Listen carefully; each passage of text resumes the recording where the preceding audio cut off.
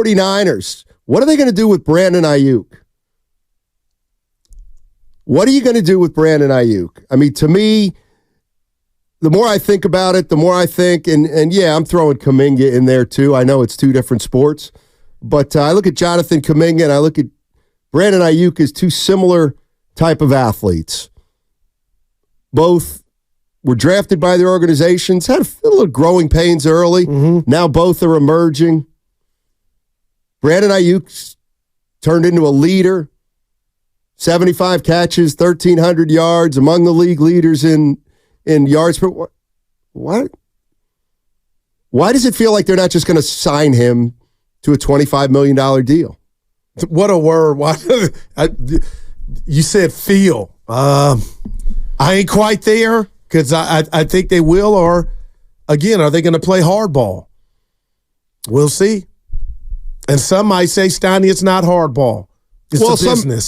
Some might say, Steiny, relax. The free agent period hasn't even started. They're going to re-sign him. And I do think they will. But what I'm getting at is, I don't know. We've learned a lot about Kyle Shanahan in 7 years, and maybe I am feeling some kind of way about firing Wilkes. It's all about the D. I do think. I don't think it's outside the realm of possibility for people to say, you know what? Sometimes it does feel like Kyle doesn't take his share of the accountability. Okay, and here I go. You tell me what you think. You mentioned Dunleavy and how fast after he said Poole was going to be here, he was out of here. We understand it's a business. You got to make decisions. But I guess I'm irritated that Kyle was like, oh, we hadn't even thought about the coach to come. And then before I could even pour a cup of coffee, Wilkes was fired. And you could say, you know what, Goo, they don't owe you anything. They're not on your time. But he made that comment, oh, we hadn't even talked about the coaches and who's coming. But, not even 9 hours later, breaking news sounder, he's out. Let's go to E.T. E.T.'s in Sacramento. What's up, E.T.? How you doing, man? Hey, what's going on? Hey, look, it ain't E.T. This your boy T.C. Oh, okay. What's up, baby? Hey, cool. Yeah, Goo, what's going on? Steiny, what's up? It's all good. Hey, check it out. Hey, look. Hey, now y'all, listen, this ain't old. I've been talking to y'all about this situation, about Kyle not owning ownership. That dude's a joke, bro. Steiny, I call, every time I call, I talk about Kyle like that, bro. I'm over that guy, dude, and I'm glad that people are really starting to see that. Stop making excuses for this guy. This guy's a problem. You said it, Steiny and Goo. You said this dude wants to put the blame on everybody else. You got all these pieces on offense, bro, but you can't get it done, and you stay want to throw people under the bus. I'm telling you, he's losing the locker room, bro. His locker room is starting to turn on Kyle. I'm telling you that, bro. I'm telling you. Thanks, TC. And he says he's been consistent with that. And what do I always tell you before you chime in, Steiny? I guess I'm not. Hey, you might be right, but we don't have any facts yet of a player calling him out. I'll just leave that there. Well, now that could come any day, and they may know behind closed doors, other players. We don't have anything to run with as far as the media that, Evan said Kyle kind of, but man, that handling of the Wilkes situation to me, man, that was foul. Maybe the players don't.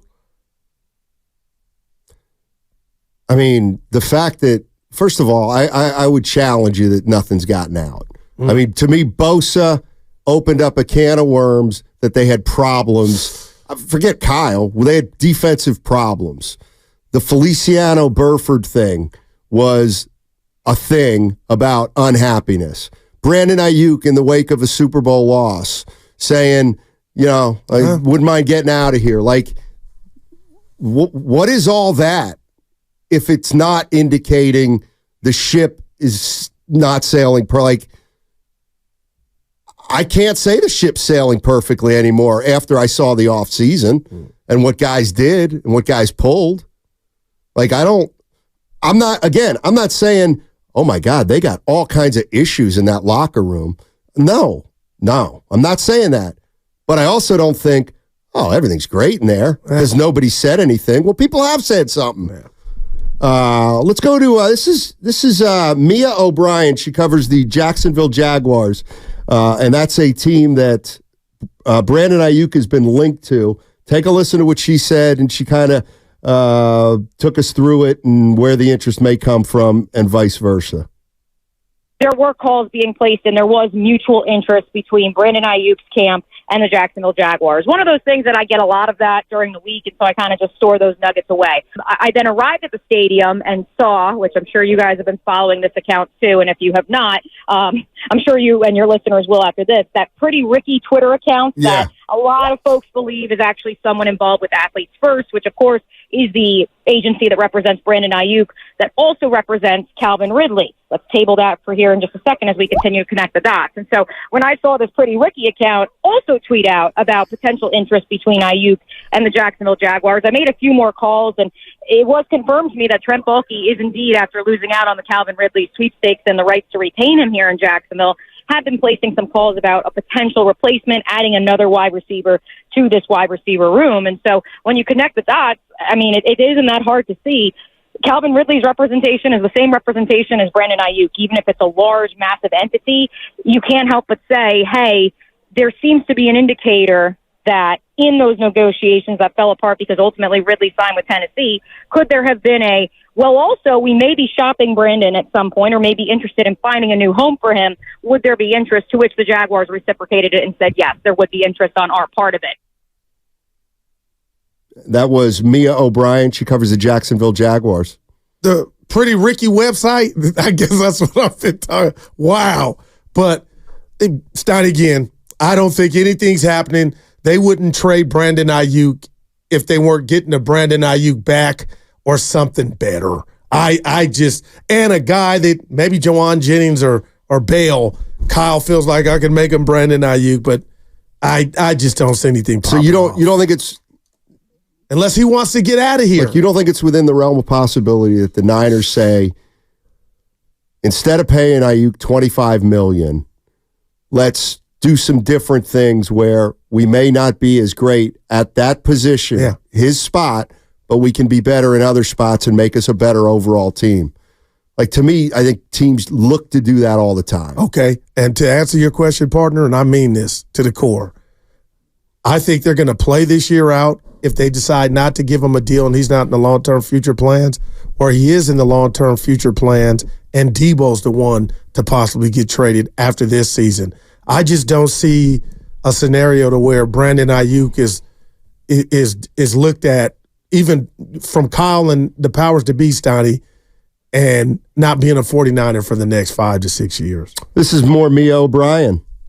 Again, way too early, although these things do happen rather quickly. I don't expect it gaining a ton of legs just because obviously Trent Baalke was a bit tied up yesterday with the Eric Armstead deal, needless to say. But I do think it's a situation worth monitoring because at the very least it suggests that, number one, Brandon Aiyuk's representation, if only to raise his leverage and raise his asking price for an eventual second contract, is shopping him around the league. And secondly, because the Jacksonville Jaguars are pushing all their chips to the middle of the table and could be looking to add that number one wide receiver that they thought they had in Calvin Ridley, but now perhaps don't have in the building. I got a question. Why is Aiyuk's agent shopping him around the league? Like, why are you doing that? First of all, most of the time you need permission to do that from the team. And then second time, I want to butt in and say, are we sure he's doing it? But she says, she just said, yeah. I mean, she knows more than you or me in terms of reporting, I would think. But why Brandon Aiyuk is under contract for the upcoming season. He can be franchised after that. Like, why is Brandon Aiyuk's agent shopping him? You could make a case that Aiyuk's agent, that's the last player the 49ers should be shopping. Or forget 49ers, that's the last person who should be looking to get shopped because he should be getting paid. And he's the number one receiver on a perennial Super Bowl team. Like, can somebody help me there? Why are Brandon Aiyuk's agent's team shopping him? Leverage.